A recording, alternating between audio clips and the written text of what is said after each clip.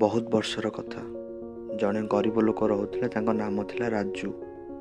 ସେ ନିଜ ସ୍ତ୍ରୀ ଆଉ 2 ପିଲାଙ୍କ ସହ ଗୋଟେ ଛୋଟ ଗାଁରେ ରହୁଥିଲେ। ତାଙ୍କ ପାଖରେ ଖାଇବାକୁ କିଛି ନଥିଲା, କାରଣ ସେ ବହୁତ ଗରିବ ଥିଲେ। ରାଜୁ ବହୁତ କଷ୍ଟ କରେ, ତଥାପି ତା ପାଖରେ ପଇସା ନଥିଲା। ସେ ତା ପିଲାଙ୍କୁ ସ୍କୁଲ ବି ପଠେଇ ପାରେନି। କିନ୍ତୁ ରାଜୁର ଗୋଟେ ଇଚ୍ଛା ଥିଲା କି ସେ ତାର 2 ପିଲାଙ୍କୁ ଭଲ ମଣିଷ କରୁ। ଗୋଟେ ଦିନ ରାଜୁ ଗାଁକୁ ଜଣେ ଧନୀ ଲୋକ ଆସିଥିଲେ। ସେ ରାଜୁକୁ ଡାକିଲେ ଆଉ ପଚାରିଲେ କି ରାଜୁ, ତମେ କ'ଣ କାମ କର? ରାଜୁ କହିଲା, ମୁଁ ବିଲ କାମ କରେ, କିନ୍ତୁ ମୋ ପାଖରେ ପଇସା ନାହିଁ। ଧନୀ ଲୋକଟି ରାଜୁକୁ କହିଲେ, ରାଜୁ, ମୁଁ ତୁମକୁ ଗୋଟେ କାମ ଦେବି, କିନ୍ତୁ ତୁମକୁ ଗୋଟେ ଗଛ ଲଗେଇବାକୁ ହେବ ଆଉ ତାର ଯତ୍ନ ନେବାକୁ ପଡ଼ିବ। ଯଦି ଗଛଟି ଭଲରେ ବଞ୍ଚିବ ତାହେଲେ ମୁଁ ତୁମକୁ ବହୁତ ସାରା ପଇସା ଦେବି।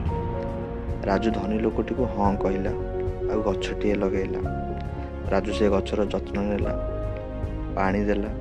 କିଛି ଦିନ ପରେ ଗଛଟି ଭଲସେ ବଞ୍ଚିଲା ଏବଂ ସେ ଧନୀ ଲୋକଟି ରାଜୁକୁ ବହୁତ ସାରା ପଇସା ଦେଲେ।